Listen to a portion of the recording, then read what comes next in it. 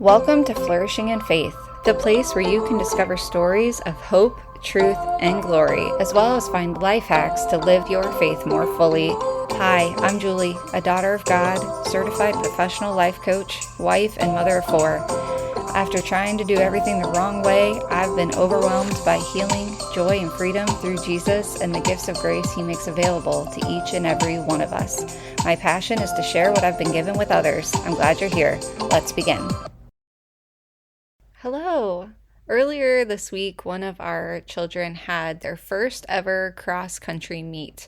And I have never been to a cross-country race before, and it was really cool. I love seeing the kids run, even though I could tell they wanted to quit, but the crowd was cheering them on, and so they kept going. There was a coach there from another school, and I was watching him. He was super intense. And you could see by his intensity how much he cared about the kids he was coaching, and he really wanted them to do their best. And so he was giving it all he had, and he wanted the kids he was coaching to give all they had too. And so he would run up beside them, and as they're running, he would run outside of the track with them, and he would be saying in this really loud voice, "You can do this.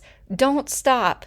Don't let that person behind you beat you. You're faster than you think. You can do this. Go, go, go. Now, now, now." And then to watch the kids respond, it's like they just needed that boost of confidence that the coach had in them to keep going. It's like they had started to doubt themselves if they could actually do it. And then having this other person who knew them, knew what they were capable of, come up alongside them and say, "Yes, you can do it." That was all they needed, was another person cheering them on. And there was another coach, and I was watching her, and as her kids on her team came around the last corner, she was yelling, "Do you see that blue inflatable arch? That's the finish line. That's the finish line. You can see it. Look at the arch. You're almost there. Keep going. You got this." And when they finished the race, it was great because all the people were there to cheer them on and congratulate them. And it was just a really uplifting moment to see all the families cheering for their kids and to show how proud they were and give them high fives and all that stuff. So that day, my husband, I found out, he went into work early, and even he skipped his dinner so that he could get there to see our daughter's first race. And seeing him show up like that for her and cheer her on was really beautiful. Listening to him encourage her, it was touching. I may have shed a few proud mom tears just watching this whole scene unfold.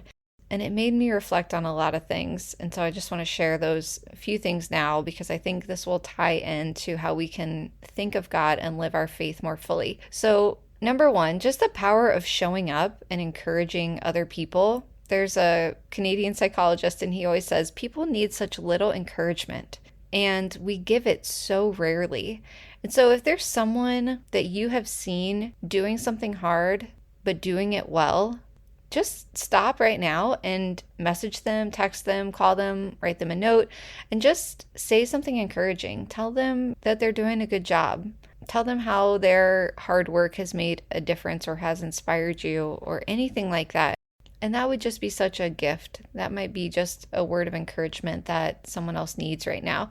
And then the second thing it made me think about was how in Hebrews 12 says how we're surrounded by a great cloud of witnesses. Okay, so it says, quote, "Therefore, since we are surrounded by so great a cloud of witnesses, let us rid ourselves of every burden and sin that clings to us and persevere in running the race that lies before us, while keeping our eyes fixed on Jesus, the leader and perfecter of faith.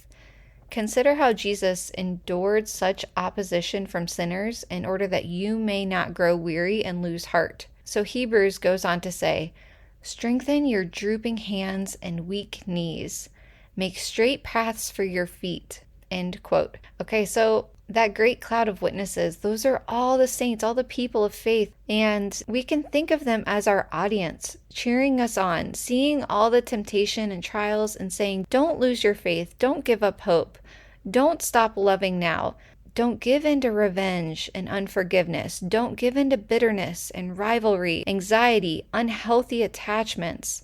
Don't make an idol of wealth, of pleasure, of power, of honor, but to set your eyes on Christ." The third thing I was reflecting on from this whole cross-country meet was just the beauty of the love of a father. Your father might not have shown up for you. Your father might not have had the gift of Christian freedom to love you well and to cherish you the way that you deserved to be cherished. Your father might not have encouraged you, might not have been patient with you and kind. Your father might not have lovingly disciplined you. He might not have given you that call to action that you needed. But whatever your past has, you now have a father. No Christian is an orphan. You now have someone in your corner at all times, and he is not distant and standoffish, and he is not overly harsh or punitive, but he's gentle, and he loves you, and you can trust him, and you can call him dad. Scripture says we are children of God, Romans 8. For those who are led by the Spirit of God are children of God. You did not receive a spirit of slavery to fall back into fear. You received a spirit of adoption, through which we cry, Abba, Father. The Spirit itself bears witness with our spirits that we are children of God, and if children, then heirs, heirs of God, and joint heirs with Christ, if only we suffer with him, so that we may also be glorified with him. I think a lot of people would prefer to leave out that last little bit of the scripture there where it says we have to suffer, but we can talk and face the hard things. Jesus, through his own death and suffering, gave us the strength we need to face the most horrible of human atrocity. Christianity is a faith that is a both and. We take a both and approach. It's both unfailing love and justice. It's both experiencing the glorious love and freedom that Jesus has for us and not running from the reality of the cross and not running from the reality of the suffering that we will have in this life. Let's talk about a second how this scripture uses the word Abba. Abba reminds me of how a baby says dada. It's like the first sound a baby can make when they're calling their father. It can be, in a way, a child's first words. And this father who we can call dad, he asks us to run a race, and it's not an easy one. This race that we have to run in this fallen world, thanks to Adam and Eve and the fallen angels and our own brokenness and misuse of freedom, this race is not always an easy one. But as people of faith, we face these hard things with a strength that comes only from God, with a confidence that comes from hearing the voice of our loving Father. When my daughter came around the corner and she saw her dad was there at her meet, that he had shown up for her race, the look on her face I can never describe and I'll never forget. It was a face of joy, of knowing she was loved, of knowing she was worth showing up for. And she stood a little straighter, she ran a little harder. Having and hearing her dad's loving and encouraging voice and presence gave her confidence to do something new, to do something hard. And we have that too. So today's life hack is to rejoice and be thankful that we have a Father who loves us personally, who shows up for us. When you hear the voice of love in your heart, that is God. He'll never leave you. You can do it, just like those kids set their eyes on the blue inflatable archway that marked the end of the race. We set our eyes on Christ.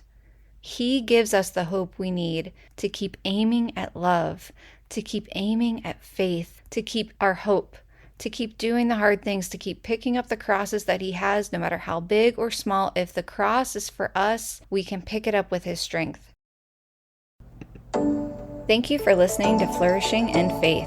You can learn more about this ministry, share prayer requests, send questions, or even share your own glory story by visiting lifewithchristisbeautiful.com.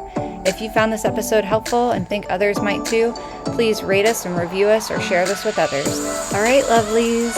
As Pope Francis says, please pray for me. I'll be praying for you. Thanks.